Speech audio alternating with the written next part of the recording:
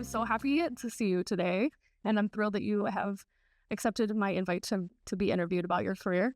So, first of all, tell me a little bit about you, your role at TCI, and then kind of like a little bit more in general about your career that you have. Sure. Yeah, so I grew up in Los Angeles. Yeah, I'm 28 years old. I don't know. I've always like lived in the city. I've lived between like Los Angeles and San Diego.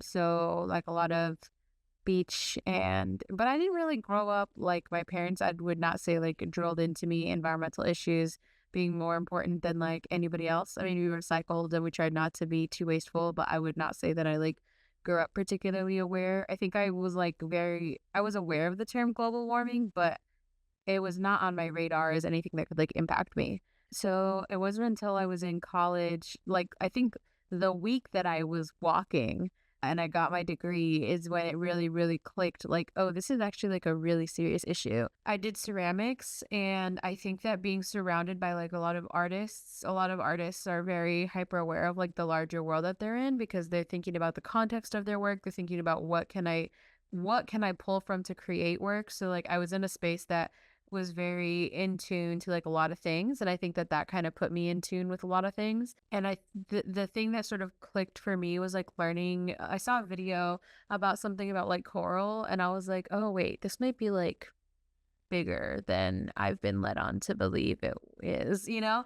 So then I started feeling really anxious, and I started feeling like, oh, I got to do like my part. I was a college student that had like $50 to my name. So it's not like I had, like the ability to kind of start making drastic changes. I started trying to talk to people about all these climate impacts all the time. And it was like very clear that that was not the most effective use of my time. And like people were listening to placate me and like be kind, but they weren't necessarily like interested.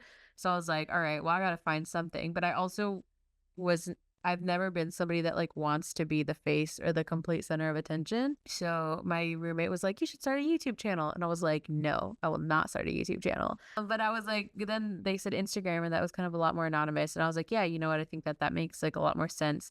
So I started kind of looking up like what are ways that you could be more eco-friendly. And then that started translating into, okay, there's everything that like I can do, but like what are also like the causes of this? So I started looking up like I would sit in a room and I'd be like, what's the environmental impact of a couch, of foam, of photo frames, of windows, of curtains? Like literally I would just start naming objects, and I would like Google the environmental impact of all this. So I was doing this and I was sharing this on my account. My account within the first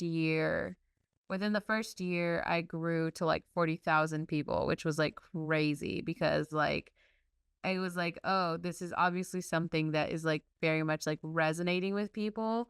People thought that I was from all kinds of backgrounds. Like I was getting DMs.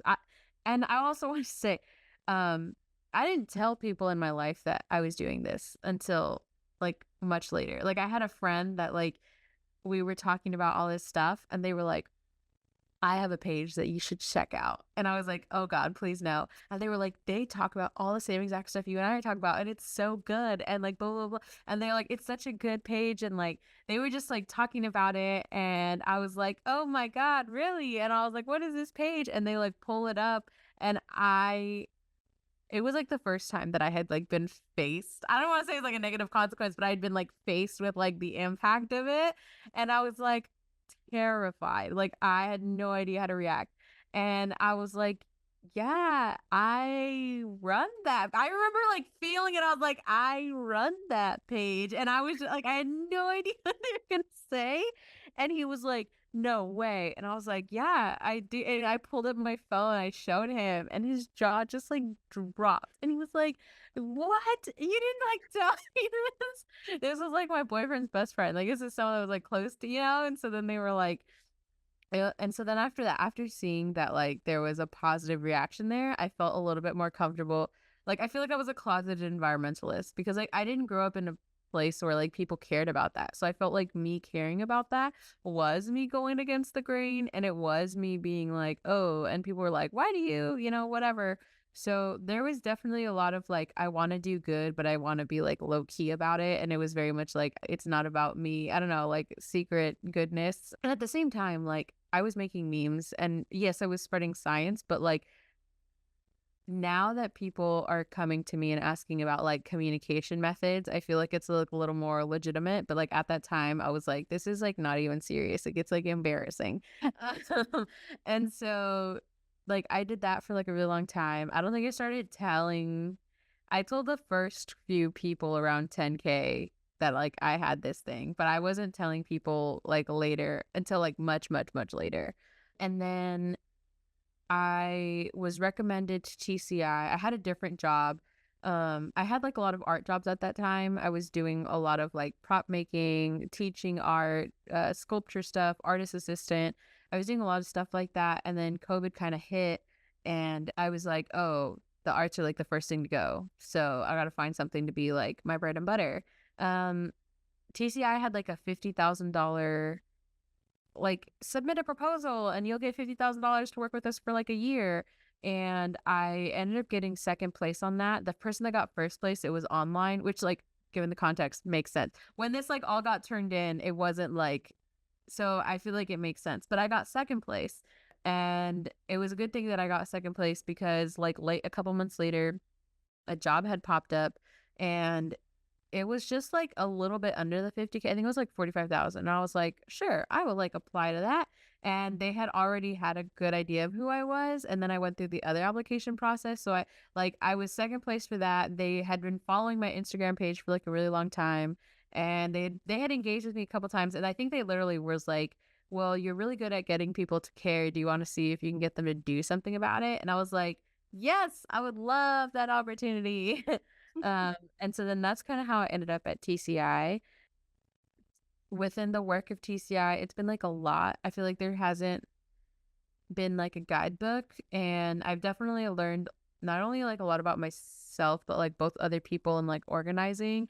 I think that I thrive like being creative and being flexible and not like getting hung up on things in a space like TCI where like I don't know what my days are going to look like. My days are very different. I can pivot from one thing to the next. And other jobs where like the business had been there for like 30, 40 years, it was really boring to me to do the same thing day in and day out. I had ideas for like improving processes, and they were not received well ever. And I felt like I was constantly getting in trouble at work because like, I remember at one point they're like, we don't pay you to think. And I was like, okay, well, I guess. And so being in a space where like, even though there is a lot of like, I don't want to say tumultuousness, but there's like a lot of changes, a lot of shifting. There's a lot of like figure it out yourself. I have found that I thrive in that, but also like realizing that like this kind of space is not for everyone, like being so structureless. I mean, I think we're trying to build a lot more structure in, but like to build that structure, you need people to build it. And like, I think that like I really enjoyed being a part of that process as opposed to being like locked into an existing structure that maybe is not efficient and is definitely not open to like improvements. Yeah. And That's cool. It sounds like TCI has really benefited from all the creativity and like the creative style of thinking that you bring to the position. I think so. I think so. And like, I like that they're very youth oriented because I think they're like, what, well, if you think the youth like it, like do it, you know? And it's kind of allowed me to figure out like ways to take these like goofy ideas that I've had and turn them into something a lot more like serious and tangible. And like I said, I do other work like outside of TCI with like communication and stuff. So I don't know if we want to talk about that, but yeah. Up to you. Yeah, up to you. I so I was just ask, but my other question that I was gonna ask, so your story is cool because it has so many like ups and downs and like what if in that story about the dude like showing you the page that got me. I bet you were just like, oh my God. That's Petrified. so wild. But like given all of these like different ways that you've been operating within the climate space and like what is ultimately bringing you to this TCI job, what kind of challenges did you face like working in the climate or have you faced working in Yeah. the climate sector? Um, I think the the biggest thing is the perception that like you need to meet a certain threshold to engage. I think it's twofold. I don't think it's one. Okay. Part of it is like not the climate movement itself, but the fact that like we put so much emphasis on like policy researchers, and then like there's obviously a high threshold for engagement to like enact policy and to do research. Like you can't just like casually do that.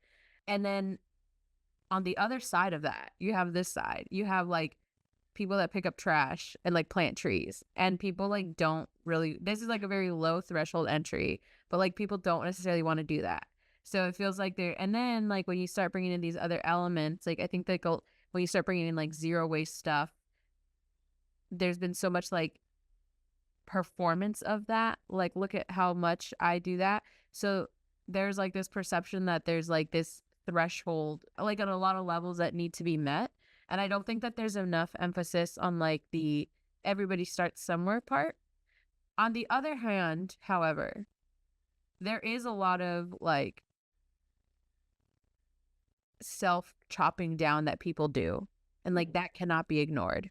Like, I had to overcome a lot of, I mean, I don't know. What I like about my page and what I like about like what I do is that like I don't think that I'm a regular influencer because like theoretically somebody could come and take over what I've done, right? Like I don't know. Like it doesn't, I mean, would they have my exact same voice? No, but like my what I do is not dependent on like me as a brand. It's not like I'm the only person that could do this.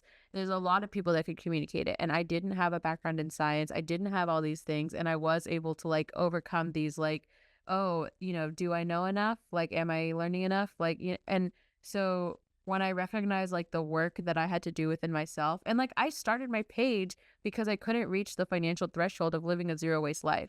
So like I myself, like felt that. I myself was like, I'm not a researcher. I don't know about this stuff. Like I myself was starting from a point of like where many people start of like we're not raised learning these things. And so like we can very much well learn them, but we cannot ignore the part of it where like a lot of us are chopping ourselves down. And I don't think that it's like I'm not above it. None of us are above it. So it's not like wag your finger, but it's like looking at that and like realizing it's a twofold situation, and also looking at like, you know, climate action by its like very definition, like we have to change what we're doing now. So like it really benefits the powers that be that like we don't feel like we can overcome these hurdles. So that's why I say like part of it is like a looking internally Mm. side, and part of Yeah. it, like the public perception and like how it's put out there. No, that's so true. Yeah, because I know that I've done that to myself as well. I feel like we probably all have, but I feel like the message that you're saying is that the climate sector can be for anybody. Yeah. And the other thing too that I would say is like a challenge was like how disconnected everything was. I think like decentralization is really important, but I also think that I felt very isolated for like a long time. I was just like in my room in the middle of the night making memes and doom scrolling. And like while it eventually led me down a path where I'm like connecting with like a lot of people and stuff for like a long time. I mean, I was just like doing that work. I didn't really know like how to connect with people. I didn't really have like a any pathway in or anything like that. Like I didn't even know anybody studying this kind of stuff. So it's not even like I even had a friend that was like, hey, I can like nerd out with you on this. Like if I wasn't, I've only ever met one person that could like keep up in conversation with me where I didn't have to like explain things to them, That's which is cool. like, and Because you're that's an not to say, expert. yeah, that's not to say that like I know Yeah. everything, but like I'm always in the space of like educating. And so it's kind of been like the default, which is fine. Like I don't mind, but like I don't expect people to like understand acronyms. I'm also like kind of not even just regular doom scrolling, but I'm like climate doom scrolling, which is like not something most people do? So Yeah. like yeah. So like that kind of connection and like seeing what other resources, communities, out things are out there. I think that like seeing the holes and like, I don't know, I guess being on the streets of like the climate movement, I feel like I'm able to see what the needs are. And I think like, yeah, making it more friendly, and also not even more friendly. I don't think it's unfriendly. I think people perceive it as unfriendly. Like there are assholes in every movement, every sector. So it's not like a climate specific issue, but like just, yeah, opening those doors, and then also like lassoing all the resources and all the work that people are doing, I think. Yeah. Yeah. There's so many resources and so many things. Yeah. I think you're right. And then my last question is like working in the climate sector and doom scrolling and climate doom scrolling. Yeah. What gives you hope? The fact that I even know about this, because if like we don't know what we don't know, and so the fact that we know means somebody cared. And like I think that people really say, oh, people don't care about this, nobody's working on it, blah blah blah. The fact that you are an everyday person even has the capability to talk about this issue shows that there is attention to it. And I think people like really discount that. um I think we've reached like social tipping points where like people are not just going to passively take the abuse that we're watching of like the exploitation of resources. I think people are starting, I can not, I think I can see like with everything happening with like Palestine and Israel, like people are seeing those connections. People are like, hey, not only is this happening to a people, but like that land, that water, that air, the soil, like all these things are interconnected. How does that stuff spill out? How do, yes, that war, but what are all these other political tensions that are happening? What are the impacts of that? Like people are being exploited to mine these things. And like, I feel like it's really been in the forefront, and like seeing these sort of like connections has been really empowering to see, because like, you know, I really think that one way that the climate space could improve is like more on ramps, get in where you fit in. And like the truth of the matter is that like not everybody is going to get excited about everything. So like, what, there might be some issues that are like more time important, like we need to get this done quicker, but that doesn't mean that like everybody's going to be interested in that. So I think showing people like you can get in by caring about animals, you can get in by caring about human rights, you can get in by caring about policy, like what are all the like niche nerdy ways that people can enter that like intersect with like their existing interests. And seeing more people sort of like talk about those things definitely gives me hope. And I mean, I don't know, I got in like such a weird way that like I have to imagine that there are other people that got in equally weird ways, you know? Yeah, that's cool. No, that gives me hope too. Yeah, I love it. I just feel like this message of the climate sector and being a part of like this movement is for everyone. Yeah. So I appreciate that. Well, that's all the questions that I have for you. Thanks again for taking time to speak with me. Sure. And this was really fun.